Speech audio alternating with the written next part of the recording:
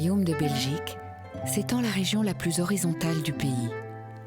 Les basses terres du plat pays s'étendent comme un prolongement de la mer et abritent, dispersés, des hommes et des femmes qui ont choisi à dessein de s'y installer ou d'y revenir. Chacun à sa manière, il raconte la nature de ce territoire et ses éléments.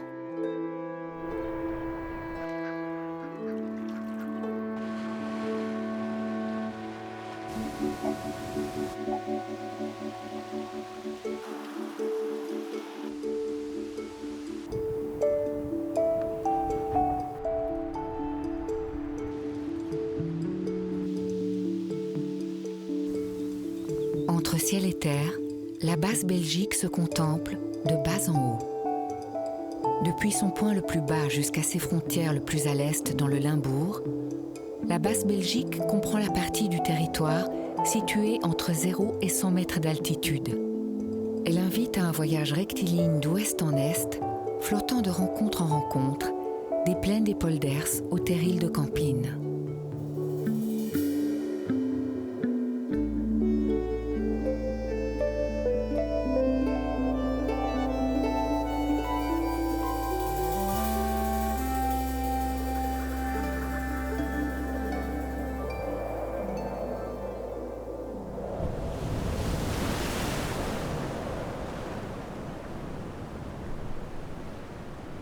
En Belgique, il n'existe qu'une seule mer, la mer du Nord.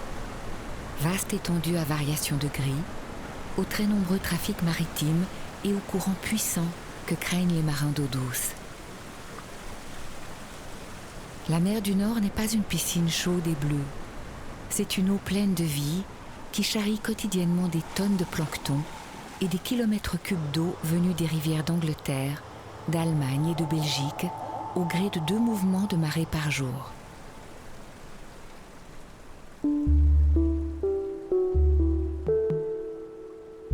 Les marées créent une valse de paysages qui captive l'homme.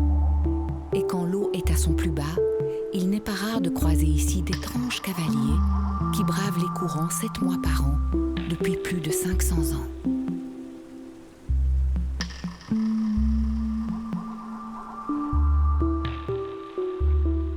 Dunkerque, à la pointe ouest du pays, sur des kilomètres, des plages en pente douce livrent un sable nourricier pour la crevette et un terrain idéal pour le cheval de trait. Eddie Ulster vit dans ce village avec sa famille, fier vigie d'un métier qui n'existe plus ailleurs dans le monde.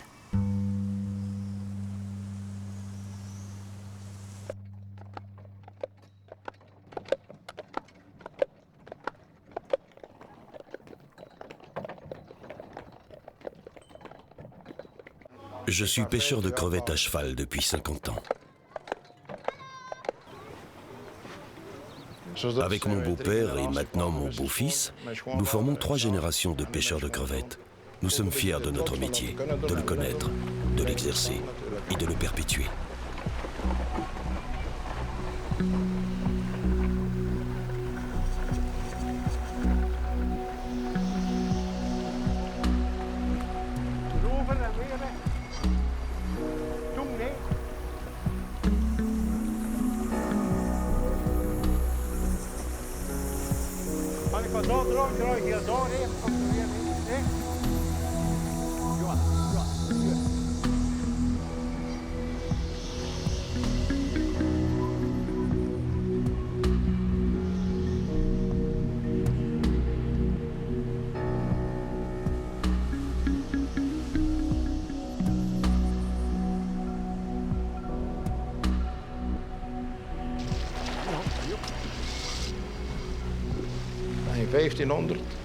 La pêche à la crevette à cheval existait déjà en 1500.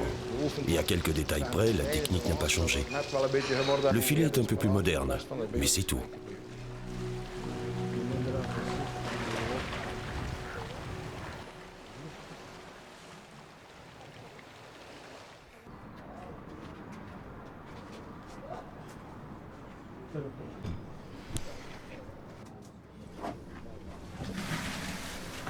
Les pêcheurs à cheval font cuire les crevettes dans l'eau claire.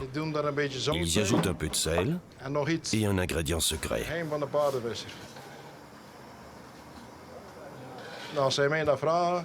Si vous me demandez à moi ce que je rajoute, je vous répondrai beaucoup d'amour.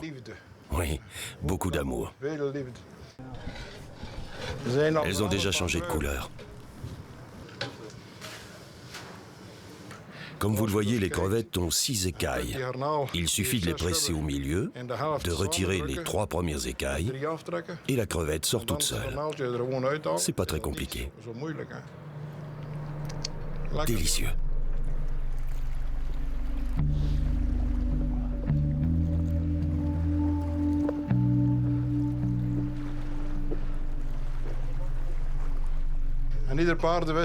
Chaque pêcheur à cheval dit de ses crevettes qu'elles sont les meilleures. Mais ce sont les miennes les meilleures.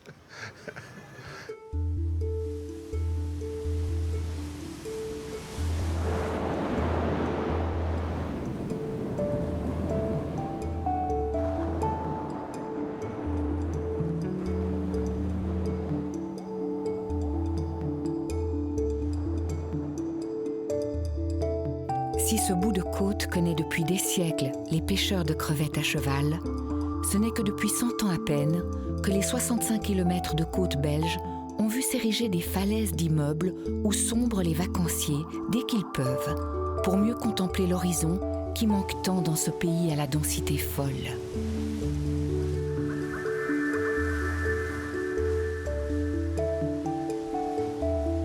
D'Ostende à Zeebrugge, de la ville aimée des chanteurs au seul port de haute mer du pays, le vent s'engouffre dans les terres humides des vastes polders. Ancien marais asséché, le sol argileux y est très fertile, irrigué par des fossés ordonnés et des canaux bien dessinés. Au bord de l'un d'eux se niche une des plus belles villes des Flandres, Dam. C'est d'ici que les Van Damme triaient autrefois les marchandises venues par mer du monde entier jusqu'à leurs entrepôts avant de les acheminer vers la Venise du Nord, la belle Bruges toute proche.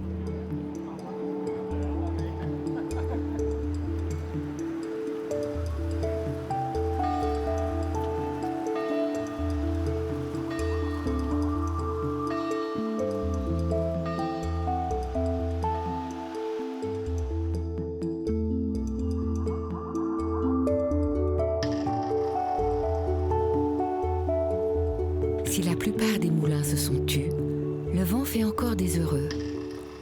Marcel de Mar fabrique depuis tout petit ses cerfs-volants chez lui, pour son propre bonheur et celui de ceux qui viennent le voir quand le vent est là. Il sort alors quelques-uns de ses 450 modèles, tous différents.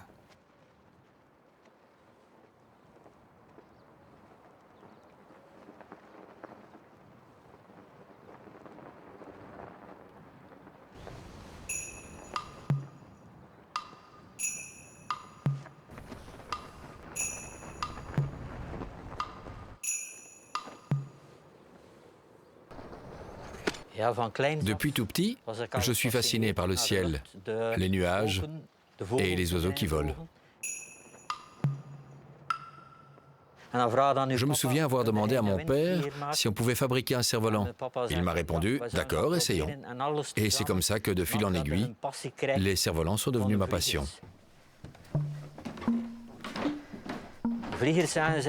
On pense toujours que les cerfs-volants sont réservés aux enfants, mais c'est faux. On est atteint par le virus pendant l'enfance, et puis ça s'intensifie. Après, on fabrique des cerfs-volants de plus en plus grands, et c'est un pur plaisir.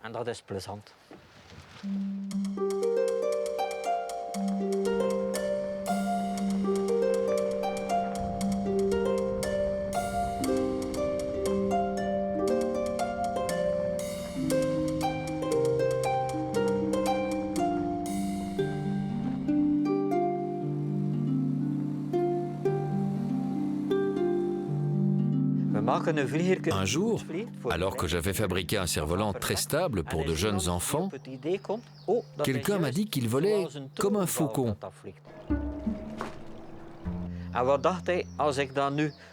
Alors, il s'est dit que s'il faisait voler le cerf-volant au-dessus de son champ, les autres oiseaux, pensant que c'est un faucon, n'oseraient pas s'en approcher pour voler ses semences. C'est ainsi que ce petit cerf-volant a été détourné de son utilité première.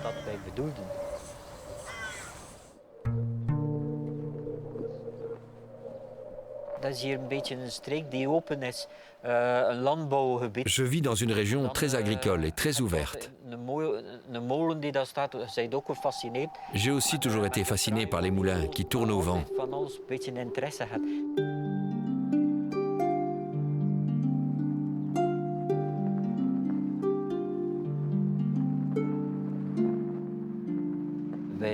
Dans les zones agricoles, il y a de l'espace pour faire voler des cerfs-volants. On est atteint par le virus dès tout petit.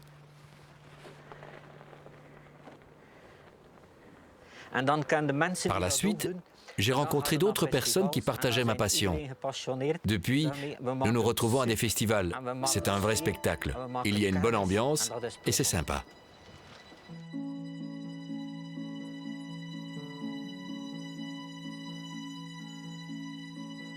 Les cerfs-volants ont, paraît-il, un effet bénéfique sur le moral des gens qui viennent voir Marcel à l'œuvre.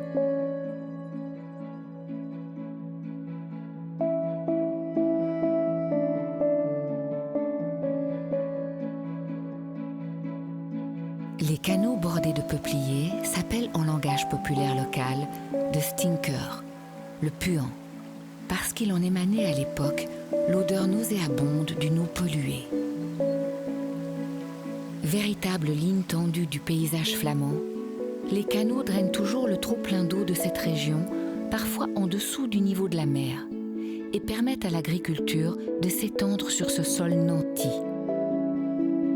Le cœur de la Flandre orientale se dilate en une mosaïque de parcelles cultivées autour de grandes fermes cossues et organisées.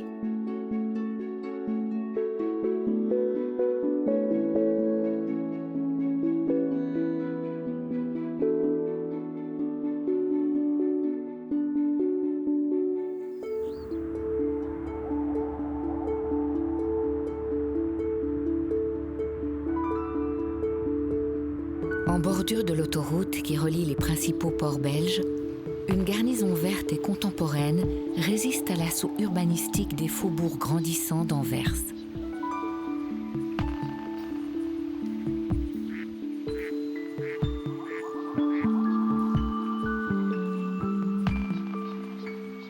Il s'agit d'une fondation dédiée à l'art contemporain créée par Geert Verbeek.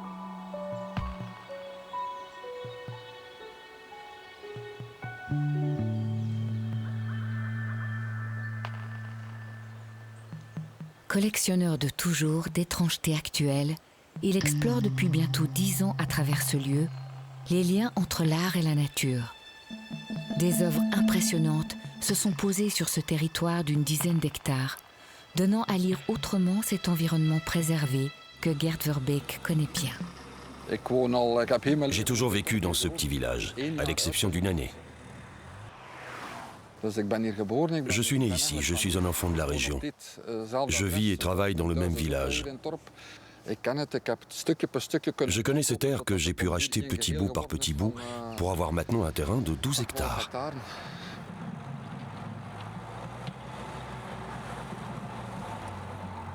Je dis toujours que ma vie est un peu un collage. Je collectionne les collages et les assemblages.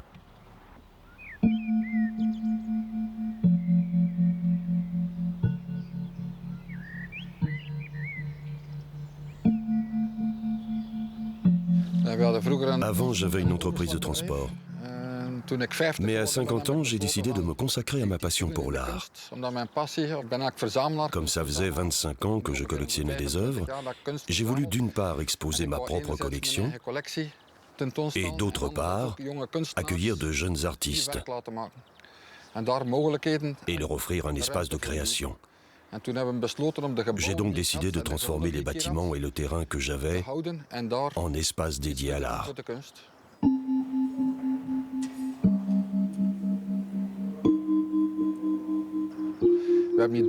Les travaux de transformation ont duré 3 ans. Et ça fait maintenant 5 ans que nous sommes ouverts au public.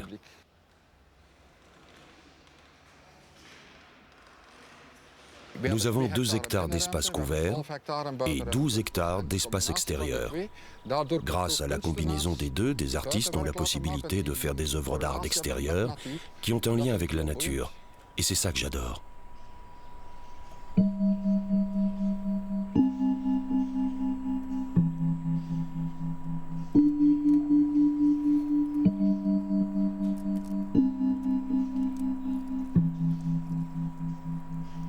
Jeff Faz est l'un des résidents de la Fondation. Les abeilles sont devenues au fil du temps et de ses recherches ses partenaires privilégiés. Je vais mettre un essaim d'abeilles ici et un autre là. Et elles vont construire leur ruche là-dedans.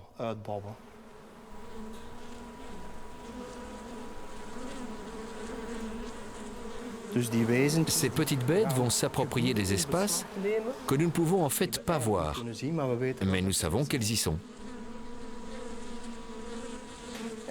C'est une œuvre qui va évoluer au fil des ans et sur laquelle je n'aurai finalement aucun contrôle. C'est une œuvre vivante dont nous ne connaissons pas la fin. C'est un peu comme la vie. On en connaît le début, mais où est la fin? Personne ne le sait, je crois. La nouvelle génération d'artistes s'appelle les artistes bio. Ce sont des artistes qui travaillent avec des matériaux vivants. Et ils sont plutôt nombreux de nos jours. Pour moi, tout a déjà été sculpté et peint. Et les artistes qui travaillent avec le vivant proposent quelque chose d'unique et de nouveau. C'est ça qui m'intéresse.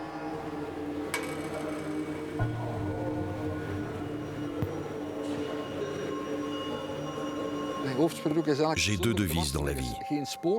Il n'y a pas de voie sans traverse et il faut toujours se démarquer des autres.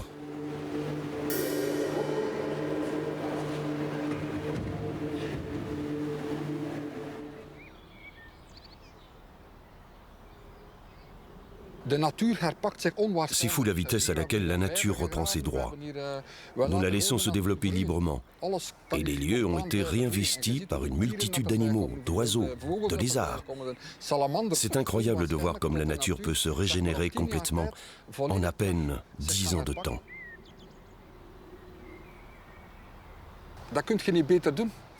On ne ferait pas aussi bien nous-mêmes.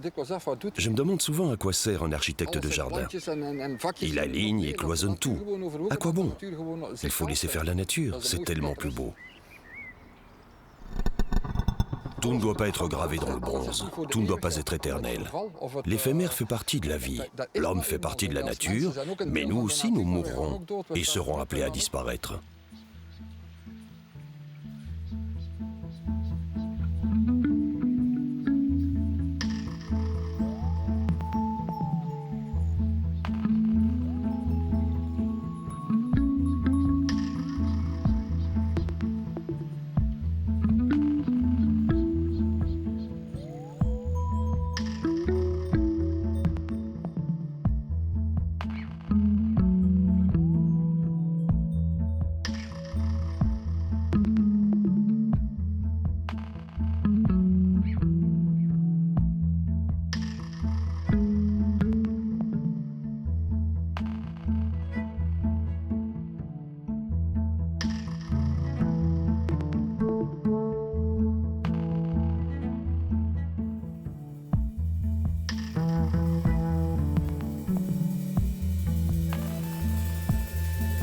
L'énergie d'Anvers se répand dans l'Escaut qu'il a vu naître.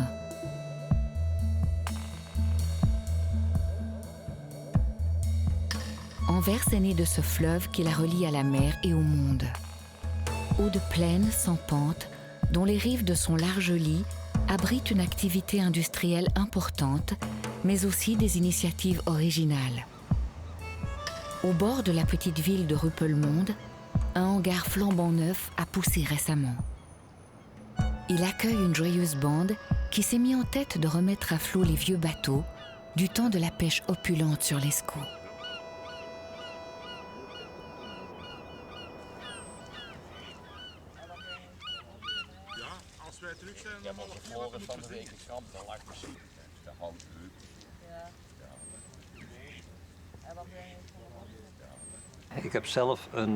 J'ai moi-même un bateau de pêche en métal. Mais un jour, j'ai vu un vieux hengst, un bateau de pêche en bois dans un port.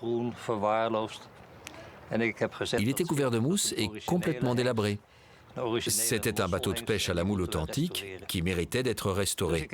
Je l'ai donc racheté, mais comme j'avais déjà un bateau, j'ai créé une fondation à laquelle j'ai légué le bateau.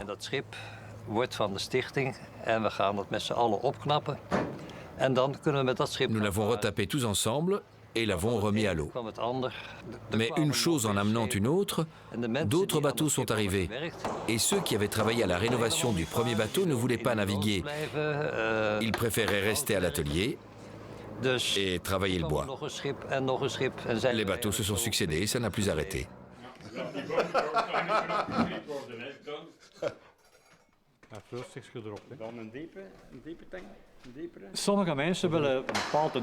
Il y a des gens qui aiment préserver les objets anciens.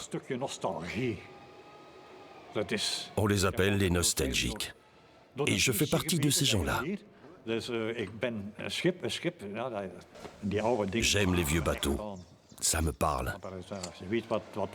Parce que c'est un réel travail d'artisan. C'est de l'art.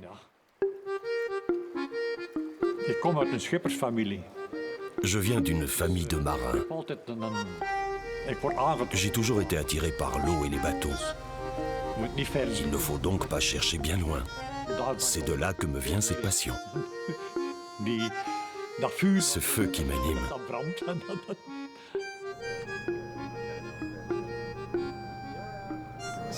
Ce n'est pas un musée.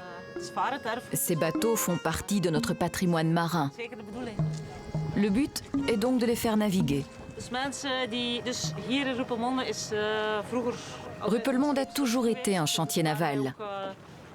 C'est ici que nous avons rénové le Hengst et d'autres bateaux de pêche plus récemment.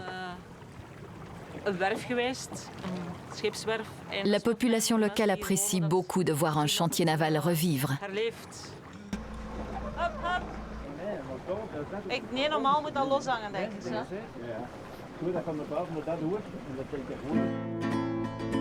Wat zullen we doen met de dronken zeeman? Wat zullen we doen met de dronken zeeman? Wat zullen we doen met de dronken zeeman? Early in the morning, hooray, up she rises, hooray, up she rises, hooray, up she rises, early in the morning. Een hengst was een typisch Belgisch schip. Le hengst était un bateau typiquement belge de l'Escaut. Les pêcheurs naviguaient avec lui jusque dans l'Escaut, surtout pour pêcher la moule. Mais à un certain moment, l'eau de l'Escaut a été polluée par les industries, au point qu'on l'appelait l'eau noire. Les poissons et les moules ont disparu. Les petits ports ont fermé les uns après les autres et les bateaux ont migré en Zélande.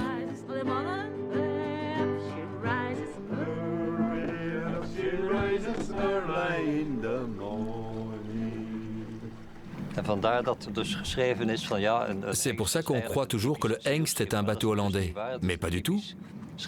Il vient de la région de l'Escaut.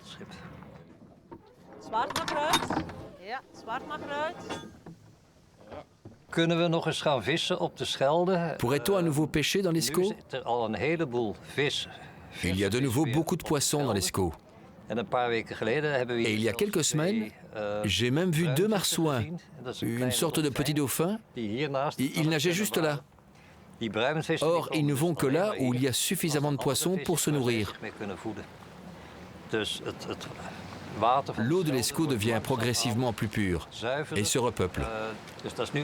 Quoi qu'il en soit, tout le monde doit un jour venir naviguer ici. L'Escaut est superbe.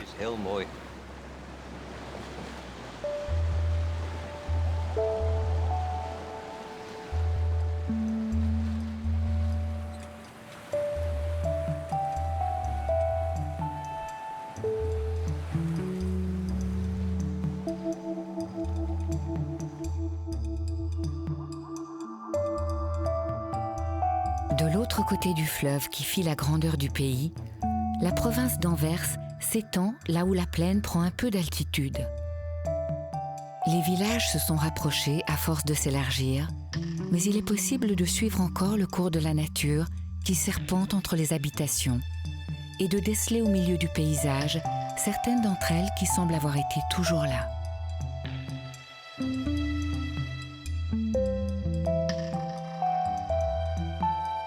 À la lisière de Gros-Bendonck, là où deux petites rivières se rejoignent, un moulin à eau existe depuis près d'un millénaire et tourne toujours.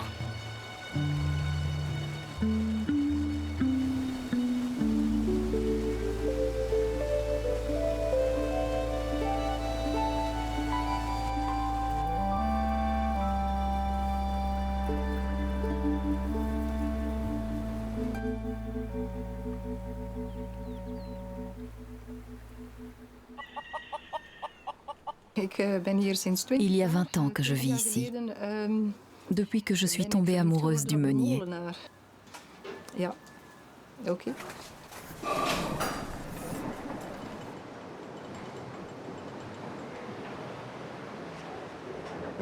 J'exerce un des plus beaux métiers de Belgique. Il a quasiment disparu. Je suis meunier.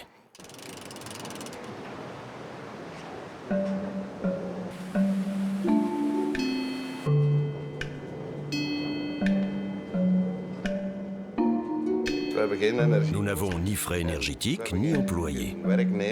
Je travaille juste avec mon fils et ma femme. Nous sommes donc concurrentiels, même si c'est un métier artisanal. Et ça m'arrange plutôt bien.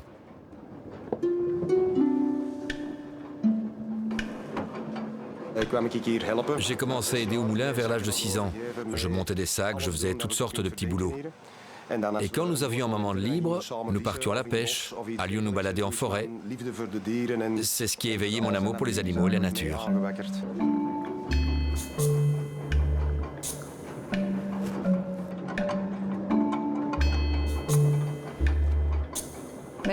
On ne s'ennuie jamais ici. Ça ressemble d'ailleurs plus à un centre social qu'à un magasin. Le lien que nous avons avec les gens et avec les animaux, c'est génial.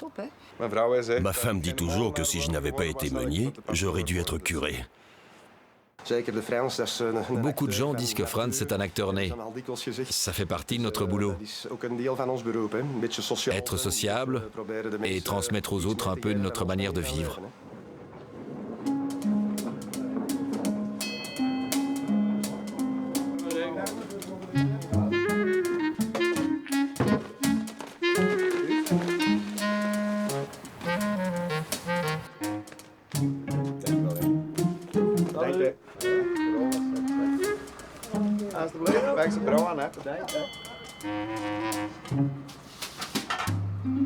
Ça a toujours été une passion. J'adore mon boulot. Sans ça, je ne tiendrais pas le coup. Ça n'arrête pas du matin à tard le soir. Le travail de bureau ou un boulot sédentaire, ce n'est pas mon truc. Je préfère être en contact avec les gens en pleine nature, dans un lieu qui m'est cher comme le moulin. J'ai 30 ans et j'ai moi-même un fils. Ça fait maintenant 5 ans que j'ai fini ma formation et que je travaille ici. Je ne m'imagine pas faire quoi que ce soit d'autre. Mon fils est avocat. Mais la vie a fait que, suite à la maladie de ma femme, il est venu m'aider. Et il restera probablement ici. On ne sait jamais où la vie nous mène.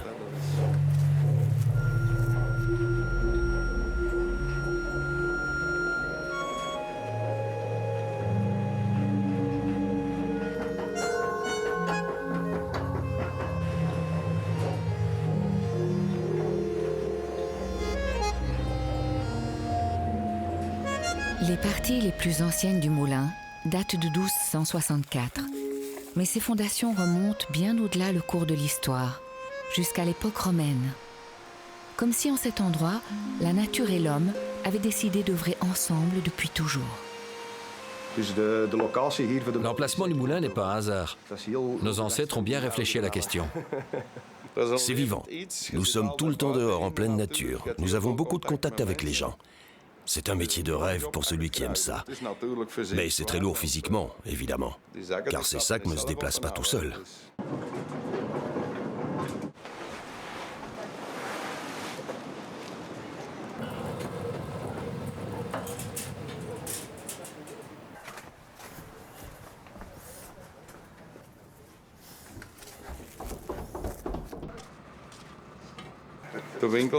Nous n'allons au magasin que pour acheter des cigarettes ou du beurre. Tout le reste, nous l'avons à la maison.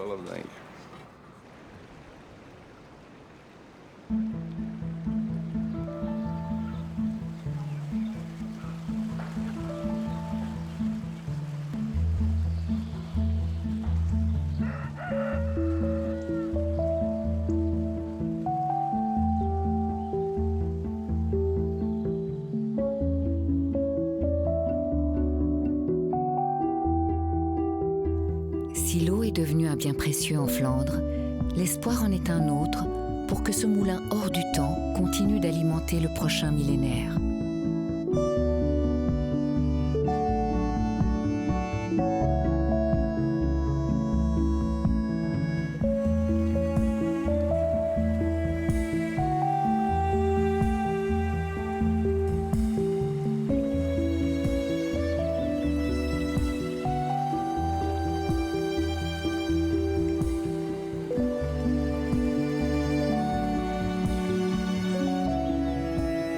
La Basse-Campine fait partie d'une zone du Limbourg Nord où l'on veille à ce que la nature reste intacte. Un territoire au visage reverdi. Jusqu'à la moitié du 19e siècle, des landes immenses dominaient cette région qui luttait héroïquement contre le sable.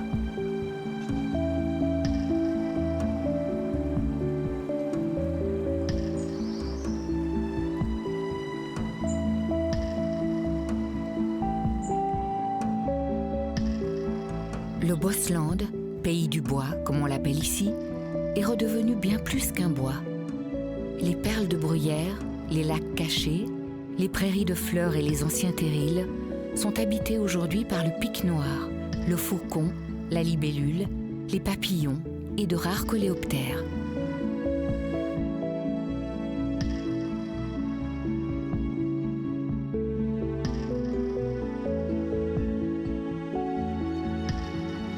À l'heure de l'exploitation minière et ses besoins insatiables en bois, les Landes ont cédé la place à une grande forêt de pins. Depuis, on tente de retrouver un équilibre entre les dunes qui restent et cette forêt.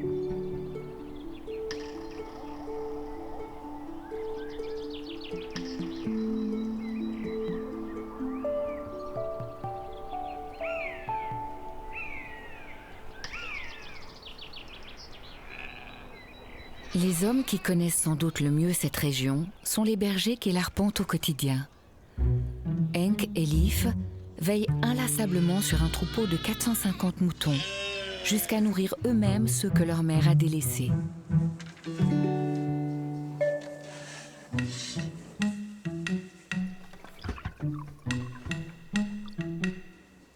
Nous jouons au papa et à la maman.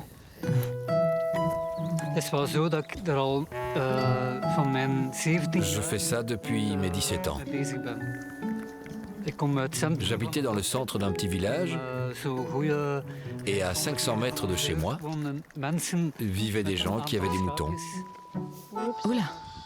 Je les côtoyais et très jeune déjà, j'ai commencé à m'occuper de moutons. Pourquoi? La vie a mis ça sur ma route.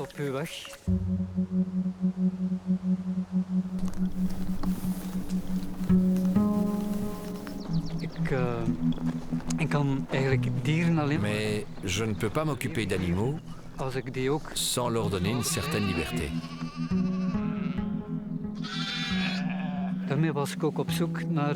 C'est pour ça que je voulais avoir des animaux tout en leur offrant une grande liberté.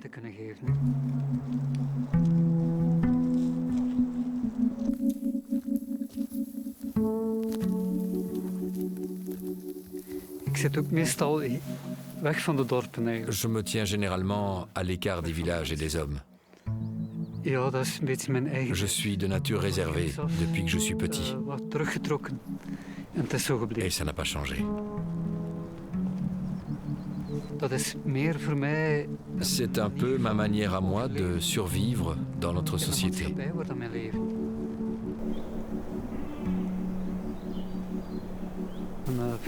Ici, j'oublie parfois que je vis dans un pays avec des gens. Je n'ai pas l'impression d'être en Belgique.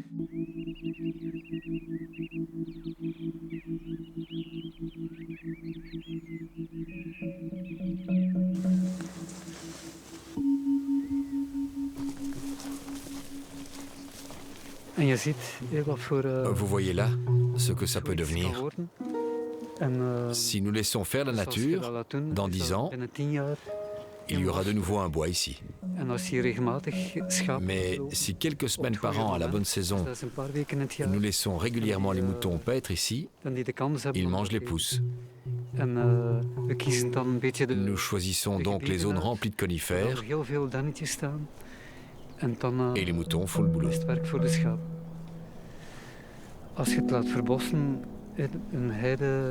Si ça se reboise, la bruyère, qui est une plante de soleil, va disparaître.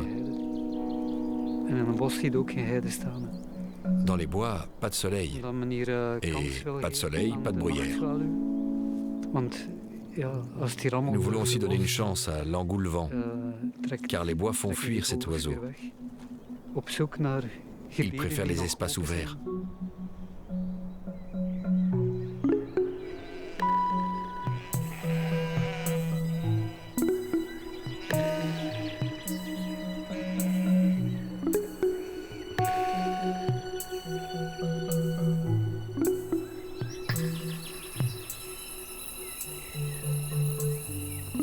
Chaque soir, dès le retour de l'été, il arrive que se fasse entendre cet étrange oiseau appelé engoulevent. Il chante au crépuscule et chasse les papillons de nuit. C'est le moment choisi par Eddie et Ruben pour l'observer. En spécialistes passionnés de l'animal, tous deux cherchent à connaître son espèce pour la réhabiliter et assurer au mieux sa préservation dans cet environnement fragile. Je suis passionné par la nature en général. Je suis garde forestier de métier. Et je veux faire quelque chose pour les animaux qui sont isolés ou menacés. L'engoulevent d'Europe en fait partie. L'engoulevent est un oiseau qui niche au sol. Tout le monde pense qu'il fait partie de la famille des hirondelles. L'hirondelle de fenêtre ou de cheminée. Mais pas du tout, c'est une sorte à part. C'est un oiseau très mystérieux. On racontait les histoires les plus folles sur lui avant, comme les chauves-souris ou les chats noirs. Il avait la réputation d'être un oiseau de malheur, mais c'est complètement faux. L'engoulevent est un oiseau très utile.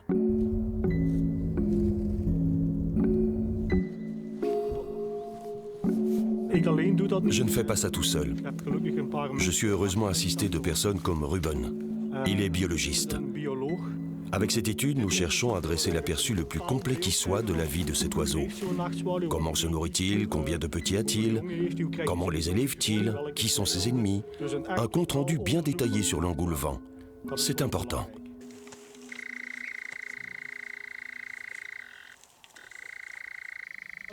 Ça, c'est son cri.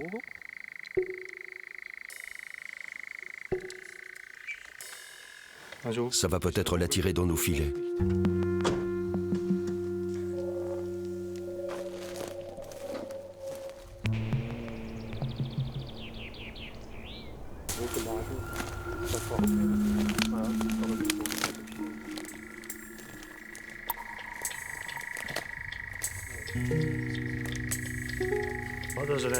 C'est un appareil très important pour notre étude. Il y a une antenne qui sert de récepteur. L'émetteur, qui est placé sur l'engoulevent, envoie un signal à une certaine fréquence. Et grâce à cet appareil-ci, on reçoit le signal.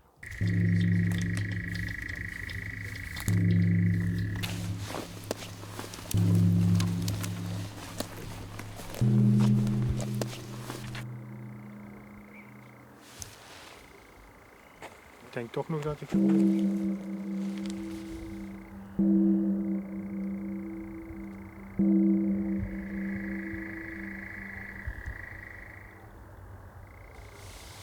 Si on arrive à en attraper un aujourd'hui, ce serait le premier de cette année. Ce serait unique, ça.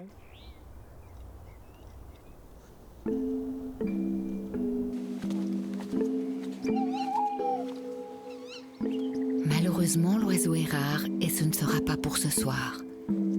Qu'importe, Eddie et Ruben reviendront. Animés comme ils le sont par la volonté de préserver les coins verts de leur belle région, ils seront au rendez-vous de chaque crépuscule de l'été.